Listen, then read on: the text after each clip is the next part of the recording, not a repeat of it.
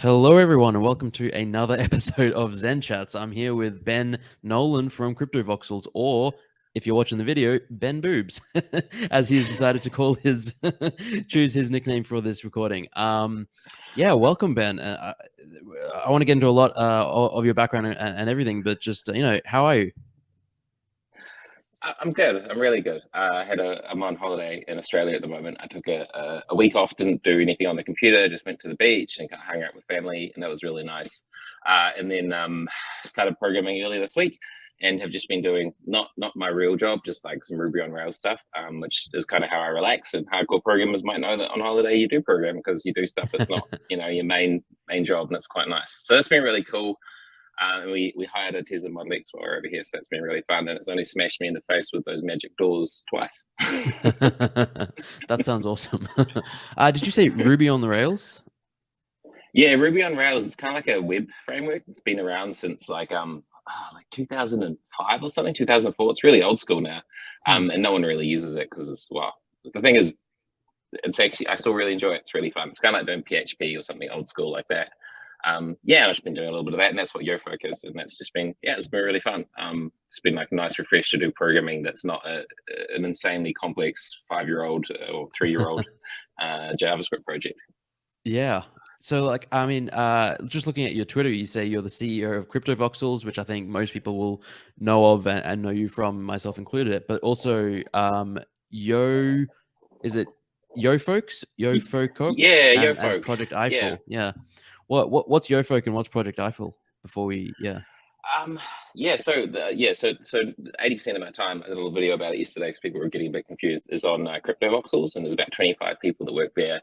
Basically, it's all we do. There's a whole lot, and it's kind of consumes up a huge amount of my headspace. Project Eiffel is a project that we started. I had laser eye surgery to correct my vision a couple of months ago, and the optometrist said, "Hey, look, you won't be able to use the screen for a couple of days while your eyes heal." And I was like, "Well, what am I going to do?" It's like saying someone, "We can't use your arms." And so she's like, "Well, just lie on the couch and look at the view and listen to records." I was like, "Okay, I'll do that." And had this amazing idea about pass-through augmented reality. Put a headset on your face, you put cameras on the outside, you pass the image from the outside to the inside, and then you manipulate the image. So I can press a button and turn my face into Bill Murray and stuff. And I think that's hugely exciting. Obviously, everyone else thinks it's hugely exciting in big tech companies because they're buying up all the other projects in the space. We're not doing this to be bought up. We want to compete with Google and Apple, which would be so easy. I'll just easily smash that out. So we're doing that. We're releasing it NFT.nyc. It's sort of part hardware, part software thing. And so that's that, and it's really cool. I'm really excited about it. And then the other project is YoFoc, which is like every 6 months for the last 10 years, I've spent a week building a Ruby on Rails social network, and then I released it. I'm so excited. And at the end of the week, I realized no one's going to use this. It's a social network in the guise of Facebook in 2010, back when it was just you and your friends just doing shared posts to each other and sharing images and lots of comments and no algorithms, none of that stuff. Yeah. So YoFoc's encrypted, Ethereum login, no tracking, no ads ever. It's kind of how I want a social network to be. It's how I'd like to talk to my family and my friends and stuff, without Mark Zuckerberg training fucking robots and all the pictures of my sister's kids. So yeah, that's we're doing that, and raised a little token for it, and it's kind of going out, and we're hiring 1 or 2 devs to take it over, because once I get back from holiday, I won't be able to work on it very much ananymore. Like I'll go back to CEO mode. I won't be able to program on it, so we're getting some devs to take over. So yeah, that's what we do. And then this morning I spent a 2-hour call going through Crypto Voxel stuff. And so it's been really interesting. There's it looks to me possibly like an NFT winter's coming. Just like looking at all the graphs of all the different projects, because we're obviously most of them are slowing way down, and so we've been really conservative with our finances. So we'll happily weather a 3-year-long NFT winter, which would be exceptionally long. But I wouldn't be surprised if we're up for a little bit of a all the people that hate NFTs. I love that people hate NFTs, by the way, because it means that most people don't compete with us because they think, oh, NFTs are a scam. I'll never get into the virtual world space. It's all a scam. It's like, you keep thinking that, dude. I'm totally happy for you to keep thinking that. Don't come and compete. So I think we're in for a little bit of a downturn, but I've been wrong many, many times, and we may be in for a huge uplift. Who bloody knows? Yeah, who knows, really. Well, that's incredible. Like, just I mean, you're working on, well, yeah, 3 things, but most of your time is still focused on Crypto Voxels. So let's talk about that a bit more. So I mean, Crypto Voxels it's been around since 2018, I think. Or Yeah. was that the beginning? Yeah. I've been doing virtual worlds for a lot longer than that. Probably since about 1999, I've been doing different 3D virtual worlds. And then I did one called ZenVR for a long time, which Mozilla stole all my ideas and created A-Frame, which hasn't gone anywhere. So good job, guys. That was a bit mean. I shouldn't have said that, but. I wish that it, at least it, said that it was partly inspired by the work that I clearly demonstrated them before they all went quiet for 6 months and built it. Sorry, I'm really stressed out from running 3 companies, so I'm way meaner. I used to be way nicer, and now I'm really mean. So this is a true story. When I set up my Discord for ZenAcademy 6 months ago, I was looking at Discords that like I enjoyed and I liked, and Artblocks was a Discord that I spent a lot of time in. And rule number 1 is Snowfro saying, taken from Ben Nolan, the first rule is be excellent to each other. And then I was like, that's amazing. So the rule number 1 of ZenAcademy is taken from Snowfro, who took it from Ben Nolan, be excellent to each other. Yeah. And I took it from Bill and Ted's Excellent Adventure, right? Keanu Reeves. Yeah, so let's pretend I didn't say that bit about ZenVR, but I did ZenVR, and then I shut down that because it was going nowhere, although it was very interesting. And then I spun up, and then I realized you can do virtual worlds with Ethereum. I was like, that's super cool. And I went and worked for Decentraland for a while. And then they built up a big team in South America, and all their remote people, most of the remote people were let go, or sort of left over time, because it's easier to work in one time zone. And so then I took some time off, and then I started doing Crypto Voxels and did it for about a year or 2, until it got to the point where it was making $10,000 a month, and then I could quit my day job and go work full time on it, and did that for a while. I was like drunk the whole time. It was terrible for my liver, but really fun. And then start of last year, I stopped drinking, and then the NFT boom happened, which I never expected. And then just as we're trailing off that, we're like, cool, okay, we get to rest. Then the virtual worlds boomed with Mark, renaming his company, and so that's sort of where we are to where we are now. And so then, and just in the last couple of months, we spun up these other 2 projects that run under the same umbrella company, and we've sort of starting to build the company out really well. We're kind of getting a bit more of a structure. We've got people who aren't just beardy developers. We've got really cool artists, really cool musicians. We've got some sort of really nice HR admin people that look after each other, and got an accountant that tells me what to do and stuff. So it's been fun turning it into a proper business, which is, I guess, sort of where it's clearly a proper business, but I don't want it to be considered one. Yeah. I mean, it's so fun.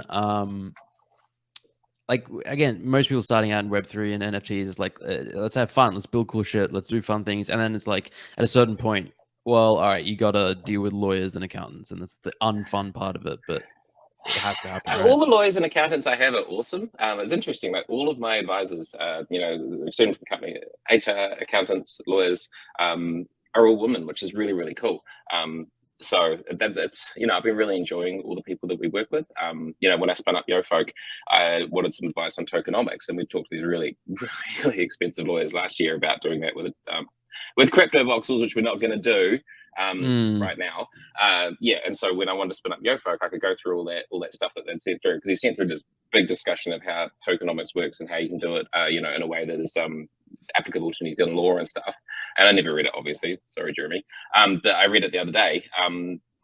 That's a lie too. Yeah. I didn't read it again, Jeremy. I emailed you to ask if what I did was okay, and you said yes. As I said in my document, it's fine. So it's been the lawyers and the accountants and all the resources we use have been really nice people. So it's been really fun running this project. It feels super surreal. Like, I love what we do now, but it feels completely insanely surreal that this is happening. Yeah. So, I mean, you were pretty much one of the OG Metaverse projects, like, Decentraland, Crypto Voxels, Sandbox, Somnium. Sandbox and Somnium. Yeah. Yeah. Those are the 4 that, like, I was getting to the space really only like a year and a bit ago. And those are like the only 4. And now we see like there's NFT worlds, there's world, there's like so many now. Where do you see it all going, I guess, is my question. So do you think we're going to exist in a future where there's dozens and dozens of metaverses that people hang out in?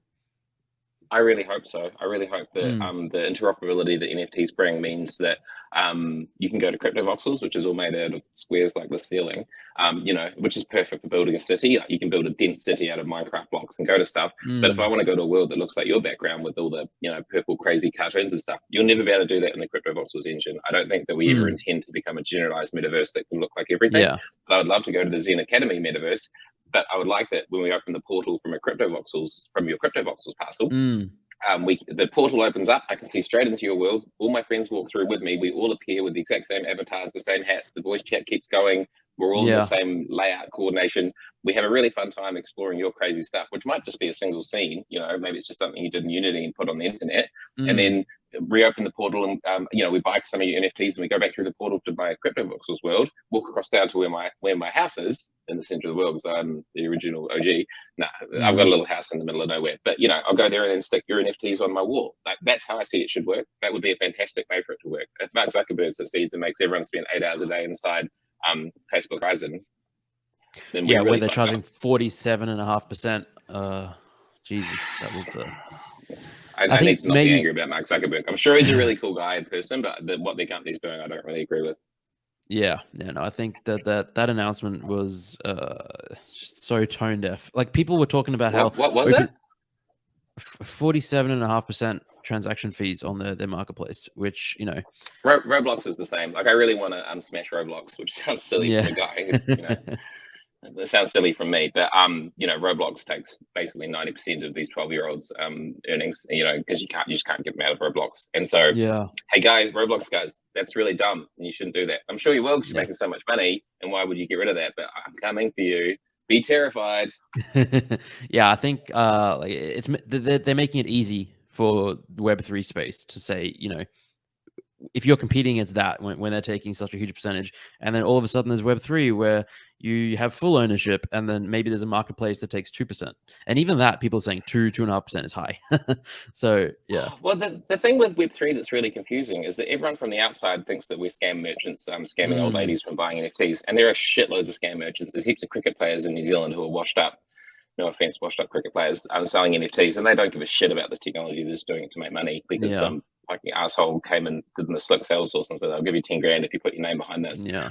All those people can totally get fucked, in my personal opinion. I'm not sure if Yeah. I'm meant to swear on this or not. Yeah, you But can say whatever. the Yeah. rest of us who are deep into Web3, we're doing this about user sovereignty. You own your wallet. You own your content. I absolutely do not. I cannot take your parcel off you ever. There's absolutely no way I can do Yeah. that. I can refuse to show your parcel in the world of crypto voxels if you decide to build a big statue to the Giraffe King, which I probably wouldn't do.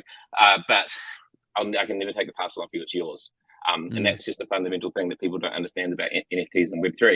And once you take away the speculation, and once you take away the carbon cost of the Ethereum mainnet and the Bitcoin mainnet, it's actually an amazing space for user sovereignty and user rights. Yeah, no, that's exactly what, like, the ethos and the culture is based on true ownership. Like, we own our assets, not, and our data and our everything. Like, we get to decide what we want to do with it, and not Facebook or Meta or some centralized entity. Yeah, exactly. Like, that was actually the crux I got to with crypto voxels, not crypto voxels, CNVR, the one way back in the day.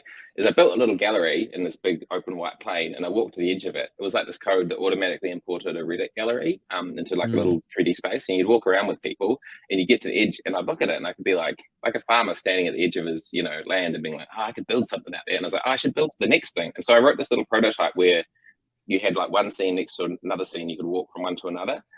And I sort of stored all those records in the database. I was just like, this isn't compelling. It's just building a crap version of Second Life. And so I just shut down and gave up and didn't work on it for 6 months. And then Decentraland and Ethereum, I saw this thing called pixelmap.io, which was like the million pixel homepage on Ethereum. And that was actually, I was like, hey, that's it. It was funny. The guy must have launched it ages ago, or the author must have launched it a long time ago, because the price was set to 1 ether per pixel, which was when he released it, must have been fine. And then when I found it, it was quite expensive, so I only bought 1 or 2 pixels. But like, 1 ether per pixel now would be quite expensive way to, and because I don't think they put into the contract the ability to change the price. So Pixel Map's dead now. But yeah, that was literally that. That was like, oh well, you could do a virtual world, and you could store the ownership records on the blockchain. And then I discovered Decentraland and worked with them, and then Crypto Voxels after I was let go from there. So yeah, it's what were we talking about? I forgot. Yeah. No, yeah. So I guess with Crypto Voxels, you're rebranding to Voxels. Is that like Yeah. We what's meant the to do what's it the ages reason ago because behind that? whenever I email good programmers, they see the word crypto and they instantly tell me to fuck off. And I'm like, I get that. That's totally cool. And I'm actually happy that all programmers think crypto is a scam because it means they don't come and compete with us. But it is really hard because there's lots of really good developers I'd like to get and who just tell me to get fucked as soon as they read the name. So as soon as we change to Voxels, also like, like we can't rent stuff. There's just a million things you can't do with the word crypto in your name. So we're staying on the blockchain forever. I totally believe in cryptocurrency, like absolutely. Yeah. But also Voxels is a way cooler name. It's way shorter. There's lots of reasons. We're going to do it 4th of May. So will be Freedom Day. Well, not Freedom Day. Will be Voxels.com rename day. Yeah. Touch wood if everything's on track. Nice. What's what's the future like for Voxels? What are you sort of working on for the next year, 2 years? I think it's crappy at the moment. It's not as good as it needs to be. It crashes when we have events of sort of 500 to 1,000 people. I was just on a call this morning about how we're going to improve that. It loads too slowly. It's buggy. The graphics, we've got some really good graphic engine stuff that I prototyped that I haven't got the time to finish, and so we haven't been able to find any graphics programmers. So if you're a graphics programmer out there watching this and you've done 3JS or Babylon.js, get at me. But yeah, we just need to make it look better. It needs to load faster. It needs to be just kind of more seamless so you forget about it. And then once we've done all that, that's the first thing we need to do. And once we've done all that, then we can start working on the fun stuff again, like in-world games and like achievements and tokens and buying wearables in world. There's just lots and lots of fun stuff, but we've really been deferring it just because we're struggling with the growth at the moment to keep the site up and to keep it fast and to handle these large events. Then we want like better better multiplayer experiences, better streaming in world. We want real-time voxelized video. What do they call it? Polymetric video. It's super low resolution that you can do in the browser. Just all of that kind of stuff. But first, we really need to get on top of the outages and then the weirdness that we have at the moment. So once we get all through that, then we'll start doing lots of fun stuff again. We're always doing fun stuff on the way through, but it's really hard to prioritize when the site, when someone works so hard to make a 1,000-person event and they get a DJ and they get all their friends and it's all hyped. They all arrive and everyone's like, this is going off, and then the whole thing comes down. That's just really disappointing for people. Yeah. So once we get that sorted, then we'll move on to the fun stuff again. So there's lots and lots of cool stuff. And I think one of the things that we are going to do is mobile. We'll have our first mobile app and our first Oculus Quest VR version out later this year, and it's going to be very basic. I've really downscaled our ambitions for that because we had a big project to do it last year and spent a lot of money and really hurt a lot of people because we had to shut that project down. It just wasn't going to get over the line. And really, some friends of mine worked on it and they were really upset by us, and some other guys, Pirate worked on it. They lived on a boat and they were all just really, a guy got fired from it. It was a terrible train wreck. And so building that native app just really I feel really bad about it, but it's definitely the future for us. So we're going to use a thing called Godot, which is like a really cool open source version of Unity. I'm going down to Sydney in a couple of days to go meet up with one of their devs and catch up and have a yarn. And yeah, so that's really important to us, that you can install it from the App Store on Android, that it runs super smoothly, that you can install it from the Oculus Quest Store if Mark gives me permission. Hey, Mark. And then you can put it on your face. I don't really want people to spend hours and hours in virtual reality because I don't really believe in it. But VR is super compelling. It's very, very compelling. So I do want people to go and build a whole big thing, on their gaming PC and then stick their VR headset on and then go to their build with their friends and kind of experience it as a real place. That's quite important to me. I don't want to build a metaverse like Mark wants, where you stick VR on your face at 8 a.m. and you have to stay in the loyalty center till 5 p.m. That's, and then he tracks and quantizes every aspect of your personality. So that's not what I want to do, but I do want to support VR. Yeah, no, that's awesome. I think, I got an Oculus. Me and my fiance got them for Christmas for each other, and we were like playing around. Like, it's fun. It's cool to experience this new way of just experiencing reality and the world. Yeah. So no, were you going to say something? I was, but I'll announce it at NFT NYC instead. Okay. With the events, like Crypto Voxels is one of the, like, it's the first metaverse I ever went into. Like when I got into the space earlier last year, I was like, like, what is this metaverse? And someone said, go check out Crypto Voxels in your web browser. You can go and like, it's just, I was in there 20 minutes before we started chatting, and I was like, I got chills. It's just like, it's this world. It's like, you can see these NFTs, like just that we all know and love. There's avatars there. There's hash masks. There's CryptoPunks. It's just like, it's so cool. What are your, like, what are some of your favorite events that you've, that have happened in Crypto Voxels or Voxels? Yeah. My favorite event in Crypto Voxels, and I don't go to it at the moment because I was way too intense for the good of everyone. I just don't go to it. Is the Thursday meetup with the team. So every Thursday with the team, we go to our user acceptance server where we show off new stuff to each other. So all sort of 20 of us get together and we talk and chat, and then we go into the main world, and then we go and look at some builds that people have found, and then people would normally come across us, and then kind of we talk to people who are in world and stuff. And I really love that. That's awesome. I had to stop myself going to it because I'd be in it and I'd be like, well, it'd be really cool would be if like this was blue, or if you could click on this and it went ding, and then everyone would stop everything and then write it down. And I was like, no, this is just me as a fucking dude using the world. And so it's much better for the team to have that experience together without me. So I do want to start having a meetup in world again like that. I really like it as a social place to hang out with people. I also like doing, and I haven't done this in a long time, but meeting up with people. Like Zooms like this are fun. I love them, but it's actually really fun to do it in an art gallery with someone. So, kind of wander around, look at art, and if someone starts to bore you, you can wander off and look at some art, and then they pick up on that small social cue, and then you can bring the conversation back to something you're interested in. So it's just how you naturally, not if someone bores you, but if you're like, okay, well, this is getting a bit dull, I'm going to move it around. There's a couple of cues that you get being in a 3D space that you don't get over a Zoom call. I really like that. As for actual builds, I really like that cannabis cafe with all the, I don't know how you find it, the one with all the beanbags and the bongs and the cool music is so cool. I really love that one in Gangnam, the Neon Nexus or the Rose Nexus. That's a lovely place. That was the first place where I was like, wow, you can actually make crypto voxels look kick-ass. I really love the Museum of Crypto Art, the Mocha. That's amazing. Those are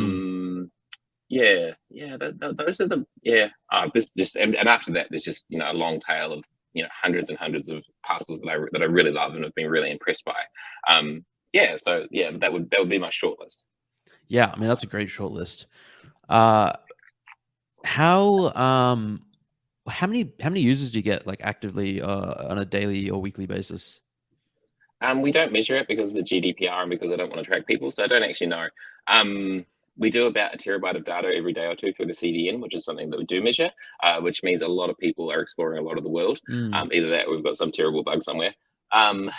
Like the daily visits and stuff are pretty low, but I suspect lots of the people that, I don't know, I really don't know. I used to run a website 15 years ago, like mid 2000s, which was like a mapping website for New Zealand. It had amazing search engine optimization in it, and so just lots and lots of people used it. And the stats there, that's the only other big web project I've ever run, but the stats there were like, I don't know, 2 or 3 times bigger than what we get for Crypto Voxels, but I'm sure Crypto Voxels is a lot bigger, but I just refuse to track people. I don't really care. As long as there's lots of people in the world, they're having a fun time and there's cool events. And these events, are often populated by hundreds of people. There's normally 100 people in the world at any one time. There's often over 1,000 people. So I don't know how many of those are robots, how many of those are real people. I don't think we have many bots in the world, but I don't know. I don't really know. I don't really care. As long as people are enjoying it and the world is getting bigger, and there's more good builds happening and people are going to events and doing them with their friends, I don't need to know. I don't have investors. We'll never have investors in Crypto Voxels, so it doesn't really matter what the web traffic stats are. There's definitely people viewing a lot of content because like 1 terabyte of images and models and sounds and stuff is transferred. And that stuff is the stuff that's only loaded by people in the world. That's not any of the website stuff. That's not Google crawlers or robots and stuff. That's actually people walking around the world, actively exploring and then loading in the next bit of the world. So those charts have just been going up and up and up and up and up over time. So I think there's a lot of people exploring the world. As for number of people, number of uniques, I don't need to know. That's none of my business, really. Yeah. No, that's awesome. I love that. Really staying true to the ethos of Web3 and not taking on investors and not tracking and all that kind of stuff. And I should be clear, like for Project Eiffel, we probably will take investors because there's a hardware aspect to it, and I'm not going to blow Crypto Voxels money on that. The 3 projects will run on quite different models. Like YoFolk might have a bit of a tokenomics model. But Crypto Voxels, my intention is that it's around forever. Like my goal for it was for it to be like can't remember what my model was, like Craigslist or Wikimedia with that old fucking Jimbo's ugly face. No offense, Jimbo. Like, yeah, like I just, I think it's a cool way to run a business. Like, I don't want to exit scam. I don't want it to go massive. I just want it to keep slowly growing and slowly growing and slowly growing and build a kick-ass version of the metaverse. Yeah, no, I love that. That's awesome. With so with the plots of land, are you still releasing new plots for people to buy? Yeah, they're not selling at the moment. So if you want to buy at the moment, it's actually a really good price. There's heaps that are selling really, really low in the weekly Dutch auction. It looks like all the metaverse activity. We just spent a half an hour or so on a sales call with Benji, who's the lead on Crypto Voxels, it's slowed way down. It looks like the entire NFT market's slowing down. So I suspect there's going to be some good buys in the coming months ahead. But yeah, we still sell every week, and we've changed it so we're selling much smaller parcels, because our parcels are basically sold on volume. Like, there's two things: secondary market, more expensive parcels have amazing neighbors, because that's what you're buying in Crypto Voxels is your neighbors. Because if you've got cool neighbors, then you have more visitors because people come to visit your neighbors. But if you buy new land, it's basically just priced purely on the volume. So we've been selling smaller parcels because they're more accessible to artists, because if you've been in crypto for a long time, you've probably got a neat 1 or 2 ether to drop on a parcel. If you've only got cash and you want to go and buy a Crypto Voxels parcel now, they were selling for $10,000 or $15,000 was the floor a while ago. And those parcels are probably still worth it now, that much now, because they're in a really developed part of the world and they're big parcels. But if you're going to buy a brand new parcel from us now over the coming months, you might be able to get something for $2,000 or $3,000 or $4,000 or $5,000, which is, I know that's hard for people that have that only own Crypto Voxels as their only asset, and I'm sorry about that. I really don't recommend that Crypto Voxels is your nest egg. Crypto Voxels is a world that will grow and be explored. And I guess I should be clear there. I don't recommend investing in crypto at all. We don't actually hold any crypto. We sell all the crypto that we get because there's various reasons. I think we're going to be able to sell smaller, more affordable parcels for smaller artists so they can own their own stuff, because we've got a renting contract come out as well, which will unlock some stuff. But I don't really believe in renting. I believe that you should capture the value you generate. So if you can buy a small parcel and then you can build a kick-ass tiny little store that sells straw hats in the metaverse, or advertises music for your band or something like that, and then it builds a cool little neighborhood around you because it's real kind of indie and bohemian, and then you want to sell it again one day, I think you should have captured that value, not the person that owns your parcel. So I think that's how it's going to go. I always said that I wanted our parcels to be more affordable again. Now they're more affordable again. I think it sucks. Yeah, damned if you do, damned if you don't, right? Yeah. Well, that's awesome. We're coming up on half an hour now. I want to. I'm happy to do another 10 over what we said, actually, if you want. Yeah. All right. Let's keep it going a little bit longer. What are sort of the a couple of questions, but one that I ask everyone is where do you see Crypto Voxels in 5 to 10 years, or Voxels rather, in 5 to 10 years? I want it to be on my TV, on the PlayStation or the Xbox. Probably not PlayStation. I don't think Sony would ever give us permission, but definitely on the Xbox. I think Microsoft are pretty cool about it. I've got a big, super cheap 85-inch TV, and I'd love to sit on the couch and explore the world. I'd like it to be on the VR and augmented reality headsets that are out then, but I don't want people to be in it for hours and hours and hours. Just want to do it as a little bit of a trip. I want it to be amazing on the computer, and I want all the technology to go away. I want people to not want to notice how it works. I want it to just, no one thinks, oh wow, look at that DCT that they're using on YouTube. That's really sharp. Wow, their CDN must be really fast. No one fucking thinks that. They just think, hey, look, Andrew Huang's got a new hat. Wow, that's really cool. So I want us to be removed and people to be far more connected to the builders and the creators in the world, because our technology should just go away from being it's Crypto Voxels to have you been to this amazing thing? No one says, have you been to the new YouTube website? They tell you about content in YouTube. So I want us to disappear, and we'll just talk about the content inside the world. That's where I'd like it to be. I'd like the company to be really successful. I'd like all the people there to be really looked after and kind of their life has been in a really good position because they've been involved in this project. I want everyone that's in Crypto Voxels to really enjoy it, and I want it to be part of a wider metaverse that all interoperate. That's my dream of where we'd be. Yeah, no, that's wonderful. That would be a great place to be, I think, and very achievable in the direction you're going. Yeah, it's funny. It's funny doing Yo Folk Project Eiffel in Crypto Voxels now, because I see Crypto Voxels for what it was always going to be, which is a big, substantial part of the metaverse, but not the metaverse. If I wanted to be a multi-billionaire of Crypto Voxels, I would run it completely differently. But I don't. I want Crypto Voxels to be what it is, and we've done fantastically well from this. I can afford t-shirts from AliExpress, bro. It's we've been really lucky with how it's gone, and it's going to get much bigger than it is now. But I don't think it's ever going to be the size of Facebook or Google as they are at the moment. Yeah. I just don't think CryptoVoxels is on that track. But we've got a couple of different projects. Maybe YoFolk will become as big as Facebook. I doubt it, but maybe. Yeah. Yeah. So with sorry, I lost my train of thought. With it's a lot of stuff, eh? yeah. No, okay, I got it. I was like, what do you see people using CryptoVoxels for most at the moment? Like, I know that there's people love setting up art galleries and then having events. You mentioned games earlier. Are people playing games in there yet, or do you think that's going to be something that comes later? That's an interesting thing. So when I did VR that I talked about earlier, which no one ever researches after these calls because I understand it's old, not very exciting technology, I built that purely as a way to build multiplayer three-dimensional games that ran in the browser. And it was an amazing system for that. It was just very easy, and everything you did was by default multiplayer. So you weren't playing a game by yourself and people would see your avatar. The game that you were playing and the blocks that you were pushing around and stuff, that was common to everyone. Everyone saw that. And so that's why I actually built CryptoVoxels and why I've been in virtual worlds for a long time, is because I want people to build amazing 3D games, and not like big games. Like if you can do a big game, you do it in Godot or Unity or Unreal Engine or something, if you're going to build a AAA or a really big indie thing. But if you just want to do a little experience, like you walk in and it's like, let's play checkers together, or let's play chess together, which was a big game in the scene VR, or it was actually big, that the pieces were like gigantic. Like if you like, I really want people to build these cool little games, like little tiny experiences and stuff that you can multiplayer play with other people.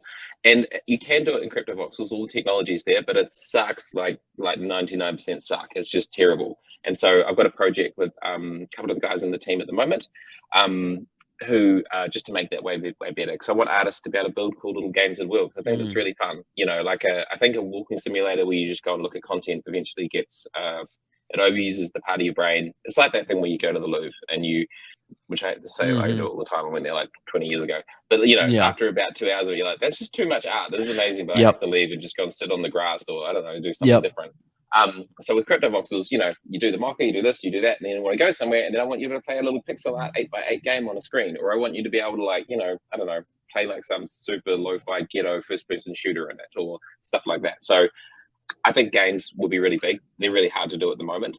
So I want to make that a lot better. Art galleries obviously work perfectly in CryptoVoxels, and we really try for it. To answer your question, the main thing that CryptoVoxels is used for is art galleries or events. So an event is normally a party, so it's not an art gallery, it's more in a club. So they do crazy lighting, and they have a DJ streamed in from a Twitch stream, and then everyone comes in and they just have a really good time. So those are the two main use cases that we do work really well for at the moment. And then the other thing, which isn't an organized event, but it's just like, if you ever try to walk from one side of CryptoVoxels to the other, it's impossible because you get distracted on the way. I guarantee you can't make it. Like, there's no way you can walk down the street, but I'm definitely going to ignore that and not. I'm just going to go on there for a second. Yeah. I was doing that earlier, and there's just so much cool stuff that's being built, and like it's just like that art is there. Or you're walking along and you hear a voice, and it's like, well, where's that coming from? Like, is there a video stream? Or you hear a cool song because the music triggers as you walk past the parcel. Yeah. Yeah. No, that's awesome. All right. Is there anything else you want to touch on or cover that we haven't gone into yet?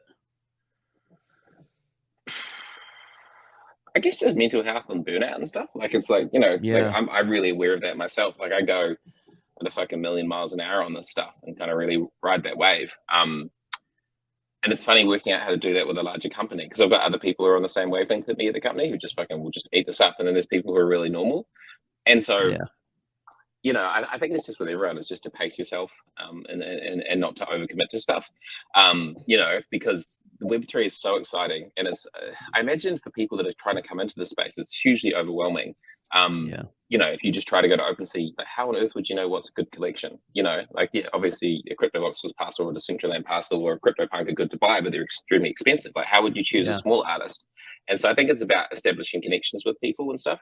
This is probably an ad for YoFolk, but so like I've had people recommended to me some really cool content. I got some on YoFolk the other day, and I posted some really cool computer generated art from an artist. And so I bought an NFT, which I don't normally do actually that much. I know that Sebastian, I think it is, from Sandbox, has got a huge, amazing NFT collection, and I'm actually quite jealous of him because I'm really into the space. I really believe in NFTs, and so it's kind of bullshit that I don't have a big one myself. So I've started collecting NFT art, and I want to build a cool little store for it and stuff, to kind of eat my own dog food, as the term is. So like, but it's just like, yeah, if you want to get into the space, I was down the road at the supermarket the other day, and there was a young bloke standing there with a little IT t-shirt on with a polo collar and stuff. And I was like, I should go and give him a bit of advice. And I was like, he doesn't want fucking my advice, some random dude walking down the street. And so I walked back to the Tesla that we hired, and and he just actually wandered up next to me because his ute was next to it. And he's like, oh, hey, that's a cool car. I was like, yeah. I was like, okay, I'm going to tell you something. I was like, you should deploy an Ethereum contract. That's my advice. And he's like, hey, what is it? I was like, it's a long story, but roughly. But the thing is, like, yeah, if you want to get into the space and you're programming, you should definitely deploy a contract, probably on Polygon actually, because it's way cheaper. Because the technology behind this is what's the interesting thing. The interesting things about this NFT space is the artist rights, the fact that the artist owns their art and controls it, and it's and the technology. Those are the two exciting things. My personal advice is don't invest in crypto, or if you do, follow your financial advisor's advice, and no one will ever say more than 3 or 5% of your wealth in crypto. It's so high risk. It just is, like back in the day, I couldn't use the exchange for a while. And so the ether was piling up in an account. When I say piling up, we had maybe like, a very small amount. And ether was going up. And I was like, I am the best investor in the world. Have you seen how I invested? And then I woke up one morning and lost $180,000. And I was like, that was 2/3 of what we had. That was enormous. And I was like, fuck, I just fucked up this entire project. So like, don't hold crypto unless you know what you're doing. And like, even then, I don't know.